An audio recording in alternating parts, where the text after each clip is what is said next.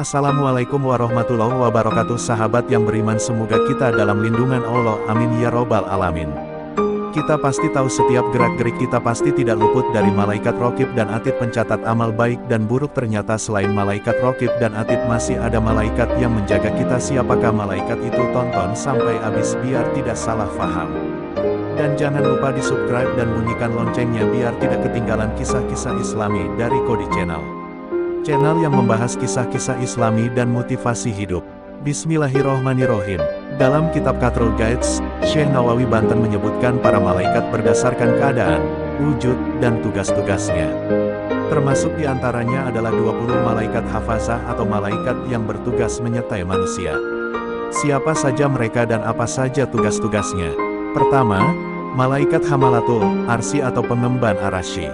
Mereka adalah malaikat yang tertinggi tingkatannya dan paling awal diciptakan. Di dunia ada 4 dan pada hari kiamat ada 8. Wujud mereka seperti kambing gunung. Jarak antara kuku kaki dengan lututnya sejauh perjalanan 70 tahun jika ditempuh burung yang cepat terbangnya.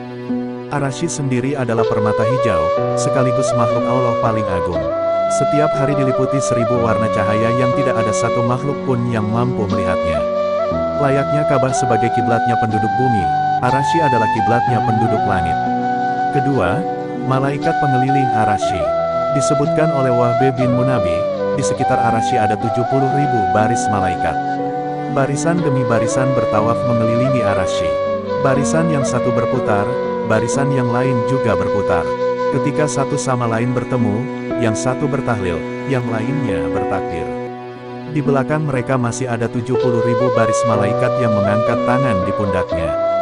Ketika mendengar takbir dan tahlil, mereka dengan keras mengucap tasbih. Di belakang mereka masih ada lagi 100.000 baris malaikat. Mereka meletakkan tangan kanan di atas tangan kiri mereka. Tidak ada satupun dari mereka kecuali bertasbih dengan tasbih yang berbeda satu sama lain. Jarak antara sayap mereka dengan sayap lainnya adalah perjalanan 800 tahun. Jarak antara dua daun kuping dengan pundak mereka 400 tahun. Allah menghalangi malaikat yang ada di sekitar Arasy dengan 70 lapis penghalang dari cahaya, 70 penghalang dari kegelapan, 70 lapis penghalang dari sinar putih, 70 penghalang dari yakut merah, 70 penghalang dari sabarjud hijau, 70 penghalang dari salju, 70 penghalang dari air, dan 70 penghalang dari es, dan penghalang yang tidak ada yang mengetahuinya selain Allah. Ketiga, malaikat ruhaniyun. Ada yang berpendapat mereka berada di tanah putih seperti marmer. Lebarnya perjalanan 70 matahari dan 40 hari. Panjangnya tidak ada yang mengetahui selain Allah. Mereka memiliki gemuruh tasbih dan tahlil. Seandainya suara mereka dibuka, niscaya penduduk bumi akan binasa karena saking menakutkannya suara mereka. Penghujung mereka sampai pada malaikat pengemban Arasy.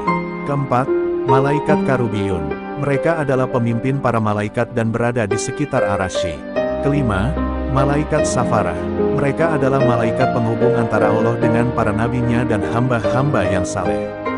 Mereka bertugas menyampaikan risalah Allah melalui wahyu, ilham, atau mimpi yang baik.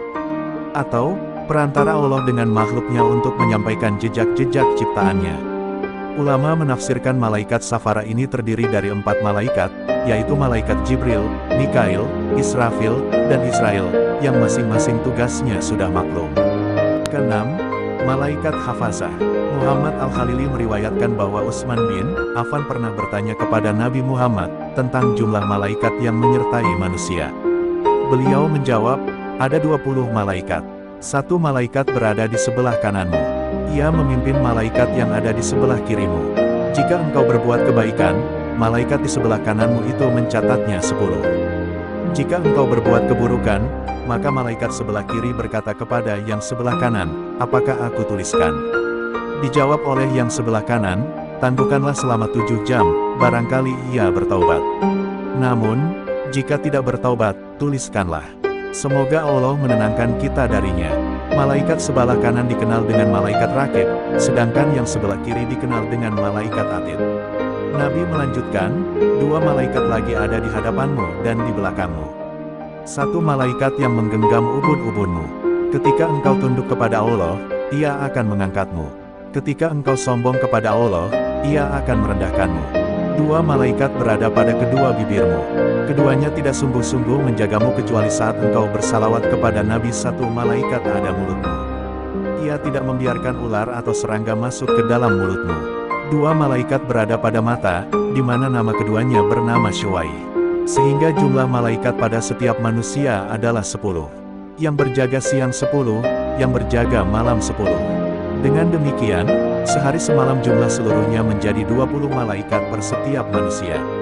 Ketujuh, malaikat katabah atau pencatat. Tugas mereka adalah menghapus perkara yang ada di lauh mahfuz sesuai perintah Allah. Mereka juga dikenal dengan malaikat kiramal katibin. Di antara mereka ada yang memiliki 2 sayap, ada yang memiliki 3 sayap, ada yang memiliki 4 sayap, ada pula yang ditambah sayapnya sesuai dengan kehendak dan hikmah Allah. Lihat, Syekh Muhammad Nawawi Al-Jawi, Qatrul Guides, 4-6. Sebagaimana diketahui, malaikat adalah makhluk Allah yang diciptakan dari cahaya. Tidak diberi nafsu dan syahwat, tak berayah dan tak beribu, tidak makan tidak minum, tidak diberi jenis kelamin. Karenanya mereka tidak pernah maksiat dan selalu taat atas apa yang diperintahkan.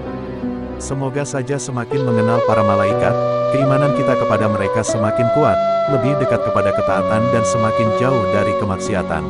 Di samping itu, kita semakin yakin dan menyadari bahwa setiap gerak-gerik kita ada yang mengawasi dan ada yang mencatatnya. Semoga kisah ini bermanfaat. Amin ya ribbal alamin. Wallahu a'lam.